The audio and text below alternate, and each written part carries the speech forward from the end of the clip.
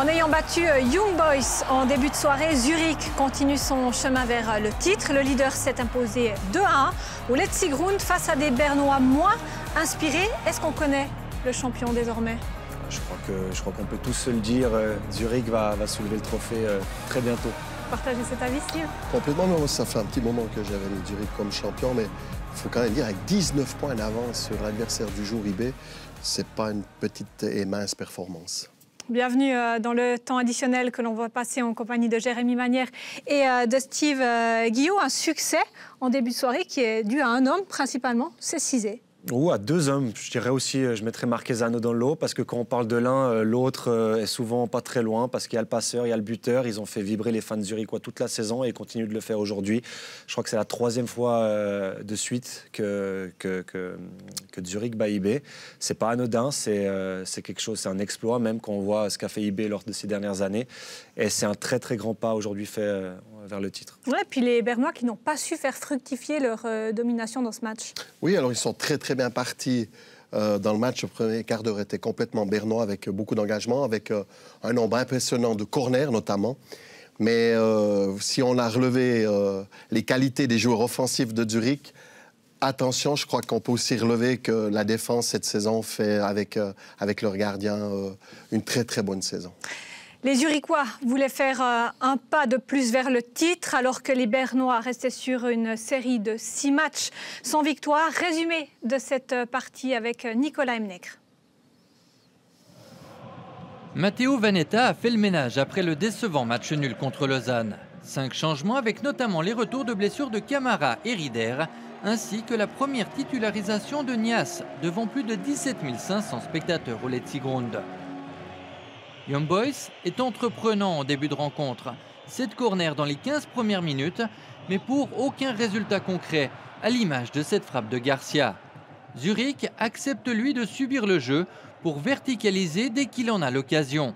Rare exemple réussi à la 32e minute, Camberi pique le ballon à Kanga, Marquezano récupère et classique du genre, sert Cizé. Le Gambien est d'une efficacité chirurgicale, 15e but de la saison pour lui. C'est la première chance de marquer des joueurs locaux et la seule jusqu'au repos. Menacé par Lugano pour la 3e place, IB se doit de réagir. Mais c'est toujours d'une infinie pauvreté. Seule une tête de Camara fait frissonner Brecher avant la pause. Souvenez-vous de l'ouverture du score. Le ballon récupéré dans son camp par Zurich, la transition est claire et la réussite de Cizé. À la 61e minute, Tsessigé rend le ballon à l'adversaire. Ça va à nouveau à 200 à l'heure. Dezine, longue course du Nigérian qui sert Cizé. 2e frappe et 2e but de la partie pour lui. Réussite insolente des Zurichois dans cette rencontre, mais favorisée sur le coup par une défense qui n'a pas fait les bons choix. IB se dirige vers un 7e match de suite sans victoire. Les Bernois ont cependant le mérite de ne pas abdiquer. Ils tirent au final 16 fois au but dans cette partie, mais seulement 2 fois cadrés, dont à la 73e minute. C'est la réduction du score et elle est signée Siebatcheux.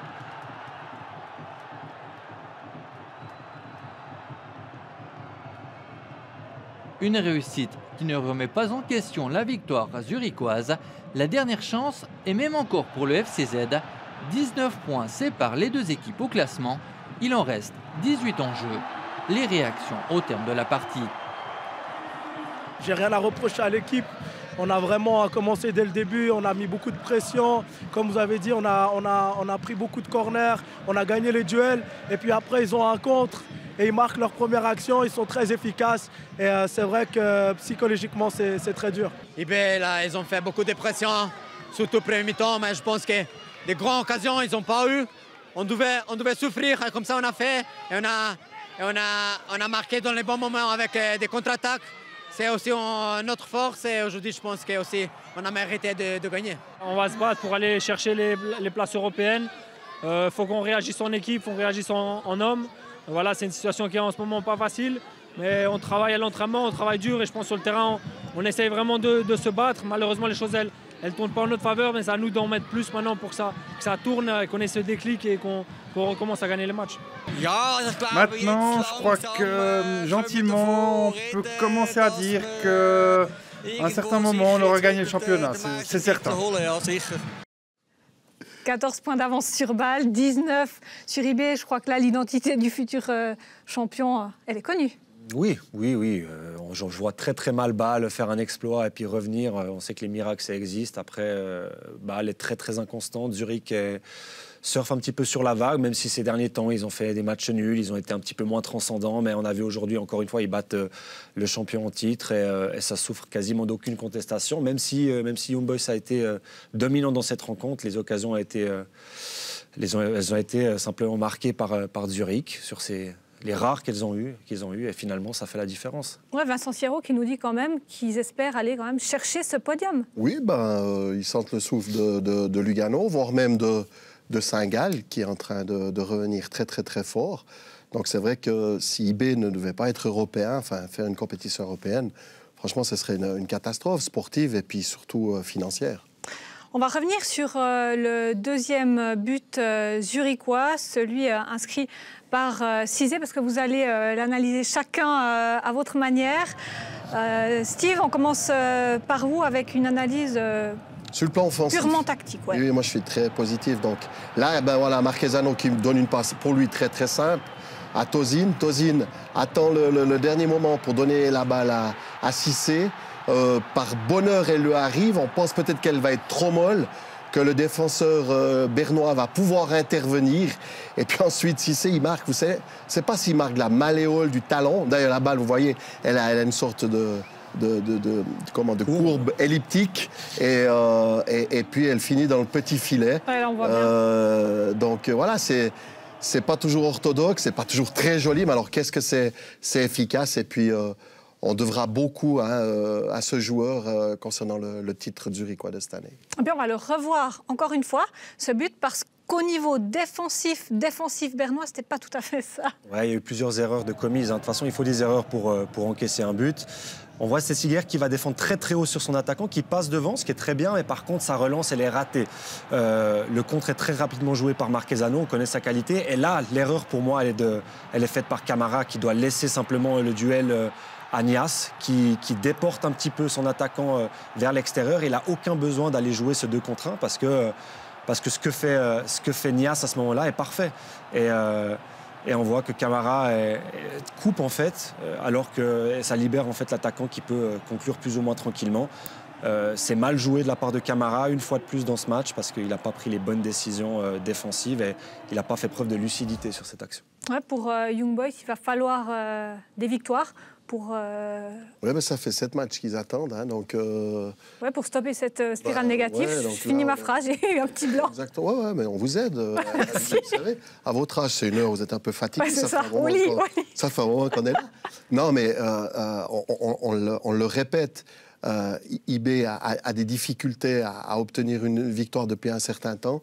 Ça s'explique, on a dit, le contingent, la gestion, beaucoup de blessés, enfin bref, vous avez un changement d'entraîneur. Tout est difficile. Donc, autant vous avez une dynamique aujourd'hui qui est complètement négative et il n'y a rien qui va parce que IB n'a pas de mauvais joueurs. On ne peut pas dire aujourd'hui qu'ils ne savent plus jouer au foot. Mais il n'y a plus du tout la réussite de leur côté. Tout est contre eux. Et puis, il suffirait d'avoir une victoire pour, pourquoi pas, voir IB gagner ces 6 derniers matchs. Entre guillemets, le seul point positif pour IB, je crois que c'est que là, ils sentent le souffle vraiment de Lugano et Saint-Gall qui peut vraiment se raccrocher en cas de victoire demain et qui vraiment, là, il y a potentiellement... Ils n'auront plus le choix, en fait. Ils n'auront plus le choix. Ils peuvent potentiellement perdre leur place en Europe, ce qui peut justement leur faire donner un petit peu le coup de plus, comme disait Vincent Sierraud, en faire plus. Et c'est la première fois dans cette saison qu'ils sont vraiment en difficulté en termes de places européennes. Alors, dès la saison 2023-2024, il y aura 2 clubs suisses en Champions League. La Suisse aura désormais 5 places au lieu de 4 actuellement. La Suisse qui réintègre le top 15 des équipes européennes de l'indice UEFA. Ça, dans l'optique d'une Super League à 12, c'est bon signe. Ouais, c'est très bien. De toute façon, ça a déjà été le cas par le passé. 5 places sur 10, quasiment 50%, c'est du jamais vu. Enfin, c'est 50%, c'est du jamais vu en Europe ou presque. Là, ça ferait 5 places sur 12. Ça reste une très bonne proportion. Après, tout reste à voir qu'est-ce que nos clubs en feraient en fait, de ces places. Je prends l'exemple de Lucerne qui... les années précédentes ont quasiment toujours accroché ces places européennes à la 5e place, à la 4e place, et qui au final, très tôt dans la saison, devaient jouer contre des équipes de l'Europe de l'Est et qui n'étaient pas forcément prêts à aborder ces échéances-là et qui se sabordaient en 2 rencontres et leur aventure européenne n'avait même pas démarré. Ce qui fait que c'est très bien qu'on ait de nouveau 5 places, c'est très bien que notre coefficient soit meilleur, mais il faut maintenant des résultats pour pouvoir, dans la durée, se stabiliser avec ces 5 places-là. Ouais, on va enchaîner avec le deuxième match de ce samedi soir. Après sa victoire et son état d'esprit positif, Servette recevait l'autre équipe zurichoise ce soir, Grasshopper. Et on va le voir, le match qui démarre assez fort avec les Grenats qui auraient pu ouvrir le score sur cette action avec un cafouillage. Imery qui reprend le ballon de volée. Ouais, c'est peut-être la seule chose qu'il a fait de bien. Dans ce match, Imery, je suis un peu dur. C'est sévère, ouais. Ouais, mais il a loupé pas mal de trucs par la suite. Et puis là, il fait une super volée du gauche, prise de risque optimale, qui met en difficulté d'ailleurs Morera, qui n'arrive pas à la bloquer. Et puis derrière, il y a même une possibilité. Ouais, Stevanovic. Grasshopper en difficulté lors de ce début de match. Rodelin qui tente un tir de loin qui passe au-dessus de la cage de Morera. Ouais, c'est ça, Rodelin qui rentre à l'intérieur, qui dézone un petit peu, qui hérite de nouveau du ballon dans l'axe, qui se retourne et en pivot, il frappe de son mauvais pied. C'est une frappe qui est assez intéressante, qui passe de peu au-dessus. Et puis cette faute, Vouillot qui fait faute sur Momo. Il y a contact et puis l'arbitre de la rencontre, M. Fendrich, accorde logiquement le pénalty. Oui, alors c'est vraiment un contact malheureux parce qu'on voit que Vouillot veut éviter Momo. Il fait un petit saut. Malheureusement, du moment qu'il est dans les airs, son tibia gauche touche le pied gauche de Momo à l'intérieur des 16 mètres. Et là, vous n'avez qu'un choix, hein, c'est de dicter le penalty. Vous ne pouvez pas sanctionner une intention, hein, parce que l'intention est noble chez Vouillot. Il veut l'éviter. Malheureusement, l'effet, c'est qu'il le touche. Eh bien, c'est Bonatini qui sera chargé de tirer ce penalty et Bonatini qui le transforme sans trembler. Première présence des sauterelles dans la surface adverse. Oui, c'est leur première incursion. Servette avait été maître du jeu jusque-là et c'est vraiment à 100% de réussite. Guetze s'était vraiment cantonné jusque-là à rester solide derrière. Et puis là aussi, une faute, c'est Arrigoni qui est averti pour avoir effleuré Bedia dans les 16 mètres. Penalty là aussi. Pour moi, plus qu'effleuré quand même. Il y a Bedia qui passe devant et qui l'est vraiment retenu. On ne le voit pas parce que c'est derrière en fait. Mais oui, il y a accrochage, il y a peut-être tirage de maillot et c'est penalty logique pour Servette. Ouais, et c'est Imery qui est chargé de tirer le penalty. Il le rate à côté alors qu'il était quand même en forme. Oui, enfin en forme, peut-être pas ce match, ouais, mais alors, avant. Il était en forme avec sa volée du gauche, dont j'ai vanté cette frappe tout à l'heure. Mais là, c'est le début de la fin pour Imery. Ça l'a un petit peu sorti de son match. Ouais, puis dans les arrêts de jeu, Servette aurait pu revenir au score. Là, c'est un énorme cafouillage. Ouais, il y a une double occasion. Je crois que d'abord, il y a cette reprise de Rouillet, si je ne me trompe pas, qui rebondit finalement sur son coéquipier, Bedia, je crois. Et ensuite, il y a une deuxième occasion par Vouillot qui est sauvé quasiment sur la ligne par un défenseur zurichois. Ouais, en tout cas, ce qui est sûr, c'est que ce but, il a quand même donné confiance aux hommes de Contini. Ils étaient venus avec un plan de jeu qui était assez clair. Hein. C'était de bien défendre et puis éventuellement de profiter de quelques situations offensives. Je crois qu'ils ont vraiment respecté et réussi le plan à merveille. Ils n'ont pas pris de goal. Alors, faute aussi un peu à Servette qui a loupé quelques situations, dont le penalty. Et il n'empêche qu'ils ont plutôt bien défendu. Un exemple. On a beaucoup vanté Stevanovic ce soir en avant-match, mais on ne l'a quasiment pas vu. Il y a Lilei qui a vraiment fait un merveilleux match sur Stevanovic. Au début du match, il le forçait à rentrer à l'intérieur. Alors il le fait parfois Stevanovic, mais il n'a jamais pu passer par l'extérieur. Et là aussi, il l'a sorti un peu de son match. Ouais, mais on a aussi dit que quand Stevanovic ne performait pas, Servette perdait. Ouais, alors il y a des fois quand même Konya qui prenait le relais ou Imery. Je crois que c'est les 3 joueurs vraiment qui, sur le plan offensif, sont influents du côté de Servette en termes de statistiques et en termes de contenu aussi. Mais c'est vrai que Stevanovic aujourd'hui est passé un petit peu au travers. On l'a vu par séquence, mais il n'a pas vraiment, tiré l'équipe vers le haut. Et puis ça devrait être le cas avec un joueur de cette trempe-là. Bon, en deuxième mi-temps, les sauterelles qui vont revenir sur le terrain avec toujours autant d'ambition. À la 51e minute, ils vont d'ailleurs penser prendre 2 longueurs d'avance avec Morandi qui fait un très beau job et qui sert Bola. Servette qui se laisse trop facilement avoir. Ouais, alors c'est une contre-attaque typique. Là, bon, il tergiverse un petit peu, mais il fait valoir ses qualités de vitesse. C'est un joueur très très puissant, hein, qui revient d'une grave blessure et qui me plaît beaucoup. Giotto Morandi, qui est polyvalent et puis là, qui sert très très bien son coéquipier. Et on s'aperçoit justement qu'à juste titre, la VAR intervient et c'est une très bonne chose. Et elle annule de façon correcte le but à cause d'une faute sur Katsuyot Imeri à l'origine. Ouais, cette faute de Kawabe sur Imeri grâce à la VAR. Ouais, alors c'était tout au départ de l'action, hein, à 20-25 mètres du but de Guetze. Ouais. Et effectivement, alors, on relève souvent les lacunes de la VAR, ou en tout cas nos désaccords avec celle-ci. Mais en l'occurrence, là, elle a eu entièrement raison et je crois que c'était justifié d'annuler le goal. C'est une situation typique pour les pros VAR. C'est une situation qui, bah voilà, si elle n'existe pas, il y a 2-0 pour Guetze. Et au final, bon, Guetze a forcément, de toute façon, gagné, ça n'aurait rien changé, mais ça aurait pu valoir autre chose à ce moment-là si le but avait été accordé. Servette, soutenu par son public, va continuer à pousser et aura une belle occasion sur un corner. Oberlin qui reprend le ballon de la tête et puis ça passe à côté. Ouais, Oberlin qui s'élève un peu plus haut que son vis-à-vis. Après, on voit qu'il n'arrive pas vraiment à ajuster sa tête. Il saute, mais il est un peu en train de se tourner. C'est une tête qui rebondit, qui est toujours difficile pour les gardiens et ça passe de peu à côté.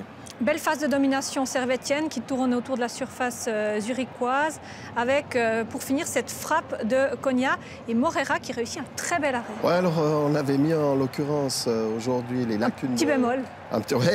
Sur Morera, mais ça c'est vraiment l'arrêt du match et je pense que il gagne 2 points ce soir, Morera, parce que la frappe de Konya finissait dans le petit filet et là il se détend, il a là une main ferme. On a critiqué Morera, surtout sur cette deuxième partie de championnat depuis Noël, où il n'est pas extraordinaire, mais là, il fait vraiment un arrêt déterminé. Surtout qu'il y a une grosse densité de joueurs devant lui. Hein. Je pense qu'il y a bien 5-6 joueurs, que ce soit les Servettiens ou Zurichois, qui lui gâchent qui lui bouchent un petit peu la vue. Ouais. Et l'arrêt, en plus, est compliqué parce qu'elle rebondit juste devant lui. Avec ses terrains qui fusent, c'est toujours compliqué pour un gardien. On vous propose des réactions. La première est celle du coach de Grasshopper. Giorgio Contini, on évoquait en avant-match l'importance qu'aurait pu avoir une victoire ce soir. À quel point ça fait du bien? Oh, naturellement que ça se fait du bien. On voit dans les visages des joueurs, on est tous contents. Oui, ça peut débloquer quelque chose, surtout mentalement, c'était dur. On savait qu'il faut lutter jusqu'au bout. On n'est pas encore si stable de vraiment passer un match un peu plus tranquille. Aujourd'hui, c'est une victoire très soufferte, peut-être pas méritée, mais je pense que l'attitude elle était top et c'est ça que c'est important dans cette situation-là. Oui, c'est ça, l'attitude, parce que votre difficulté cette saison, c'est de conserver l'avantage. Et en deuxième mi-temps, on a vu une équipe très solidaire, très solide. Oui, on a défendu très bas, c'est clair. On a aussi sur les centres, on était beaucoup mieux que les semaines passées. On a parlé de ça, on a analysé ça, on a entraîné aussi beaucoup de choses. Alors je pense aujourd'hui, les joueurs, oui, ils se sont mérités un peu ces 2 jours de congé de Pâques parce qu'ils ont fait vraiment un bon boulot. Cette victoire, elle fait du bien. On sent Contini très content. Ça faisait depuis février que Guetze n'avait pas signé une victoire. Oui, et je le trouve très honnête dans son analyse d'après-match. Il parle de l'attitude. Et moi, je tiens à relever de nouveau à la 94e minute. Il y a Santos qui fait un sprint de 50 mètres pour aller faire jouer Bauer, alors que Servette dominait, poussait. Et il obtient sur cette action-là, alors que c'était complètement improbable comme course, un coup franc. Là, il y a la carte jaune pour Bauer. Ça fait respirer Zurich. Donc voilà, moi j'ai trouvé qu'au niveau de la mentalité était très bonne du côté de Guetze. Et puis on a forcément aussi une réaction servettienne à vous faire écouter. Elle a été recueillie par Giacomo Notari. Steve Rouillet, vous mettez fin ce soir à une série de 6 mois sans perdre à domicile de manière assez frustrante, vous êtes d'accord? Ouais, c'est très frustrante. Bon, ça part le pénalty, ils n'ont pas grand-chose aujourd'hui. Le premier mi-temps, un peu en dedans, je pense qu'on aurait pu mettre un peu plus de rythme. Voilà, on a poussé en deuxième, ils veulent mettre une derrière. Après, voilà, c'est clair, c'est toujours délicat de perdre à la maison après une bonne série. Malheureusement, ça se termine ce soir, mais voilà, c'est dommage. Tu gagnes contre le premier, tu perds contre Getse juste après. Voilà, il manque cette constance pour vraiment viser plus haut. Il a peut-être manqué ce visage conquérant qu'on avait vu le week-end dernier face à Zurich ce soir. Ouais, c'est clair, je pense que c'est deux matchs très différents. Zurich, c'est quand même la première équipe qui attaque un peu plus, avec des très bons joueurs. Là, on avait une équipe en face très défensive aujourd'hui et voilà, on n'a pas su trouver la faille ce soir. Malheureusement, voilà, on part avec une défaite. Là, il ne faut pas tout jeter non plus, mais c'est clair, c'est très frustrant après une bonne prestation la semaine passée. Et puis on continue de voir un Servette à deux vitesses du point de vue des résultats.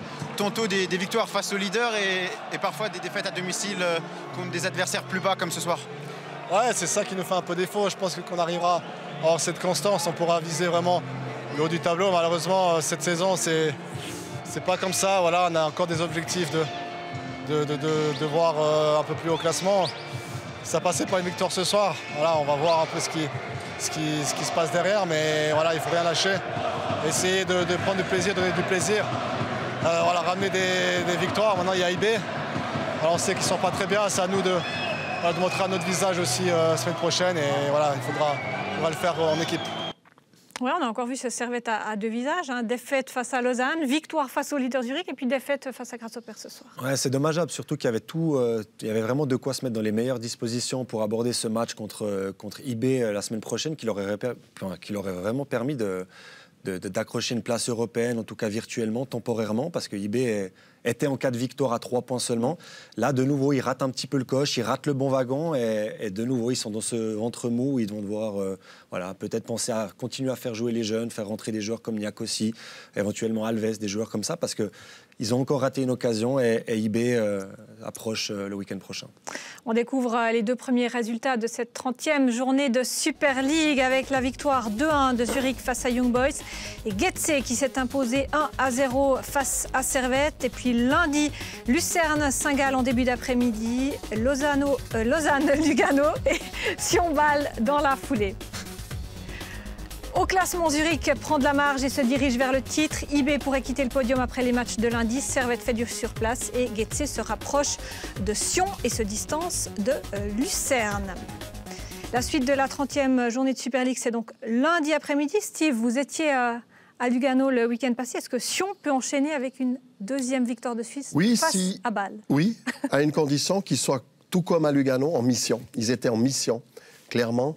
On a vu un Sion engagé, concentré, discipliné, respectueux des consignes. C'est un Sion qui m'a plu, même s'il n'a pas été génial. Mais ce Sion-là peut embêter toutes les autres équipes. On sait qu'ils ont besoin de jouer avec des émotions et j'espère que ce sera le cas lundi contre Bâle. Voilà pour la Super League. Place à la Challenge League à présent avec 3 matchs joués ce samedi soir. Nicolas Imnekr fait le tour des pelouses de 2e division. 8200 spectateurs ont entrepris le chemin vers la Schützenwiese, nouveau record de la saison en Challenge League. Winterthur Vaduz, c'est le premier contre le 4e et 5 points séparent les deux équipes au coup d'envoi. Les visiteurs prennent le meilleur départ. Le premier buteur se nomme Di Giusto après 16 minutes. Ce ne sera pas le dernier. El Taïef réplique juste avant la demi-heure d'une frappe qui trouve la lucarne de Buchel. On en restera là jusqu'à l'heure du thé. 10 minutes après le retour des vestiaires, nouvel avantage pour Vaduz. Cette fois, c'est Souter qui trouve l'ouverture. Cet avantage tient 3 minutes. Le temps pour l'Écaille d'égaliser. Le match a tourné. Et Buès, opportuniste dans la surface, puis Ballet dans les arrêts de jeu, donne la victoire au leader qui met la pression sur Haro qui se rend lundi à Thun. Stade Lausanne-Ouchy était attendu à Ville, battu une semaine plus tôt par Kriens. Les Vaudois sont rentrés les mains vides de leur déplacement en terre saint-galloise. Défaite 3-0 pour les hommes de Méo Codreau. Neuchâtel Xamax se rendait pour sa part chez la Lanterne Rouge Kriens. Les Xamaxiens se sont facilement imposés 5-0 dans une partie où Franck Surdet a ouvert le score. Mais là n'est pas le plus important. Quelques minutes plus tard, le milieu xamaxien était impliqué dans ce duel aérien et l'inquiétude a rapidement grandi le concernant. Interrompue durant une dizaine de minutes, la partie a finalement pu se poursuivre Le numéro 22 neuchâtelois a quitté le terrain sur une civière et était conscient au moment de prendre la direction de l'hôpital. Alors on a pris des nouvelles auprès de Xamax, il a fait des examens et des contrôles effectivement à l'hôpital. Il va bien, nous dit Xamax, sans séquelles pour le moment. Alors ça fait jamais plaisir à voir, on espère qu'on aura des nouvelles positives ces prochains jours. Moi je trouve que c'est très désagréable, je ne suis pas forcément convaincu qu'il fallait le montrer, mais bon, j'espère qu'il va bien, on lui souhaite un bon rétablissement, c'est des scènes difficiles à voir sur un terrain de foot. Ouais, on va récapituler les résultats de ces premiers matchs de Challenge League. Winterthur qui s'est imposé 4-2 face à Vaduz, défaite 3-0 de Stade Lausanne-Ouchy à Ville et puis victoire de Xamax 5-0 face à Kriens. Et puis lundi, Yverdon reçoit Schaffhouse et Thun affronte Haro. Winterthur en tête avec 55 points. Haro et Schaffhouse suivent. Xamax a pris la 6e place à égalité de points avec Thun, Slo 7e et puis Yverdon qui joue lundi est 9e. C'est bientôt la fin de ce temps additionnel. Juste le temps de vous rappeler que vous pouvez toujours tenter de gagner vos places pour aller voir la finale de la Champions League à Paris. Ça approche. Rendez-vous pour cela sur blue.ch/UCL Finale. Ça fait envie, non? Ah ben oui, bien sûr, mais il faut jouer, il faut jouer pour gagner. Il faut jouer pour gagner, ouais. Ça, 100% des gagnants ont joué. Hein. Oui, c'est ça. Merci beaucoup, messieurs, de m'avoir accompagné ce soir. À très bientôt. Passez de belles fêtes de Pâques, une douce nuit. Bye bye.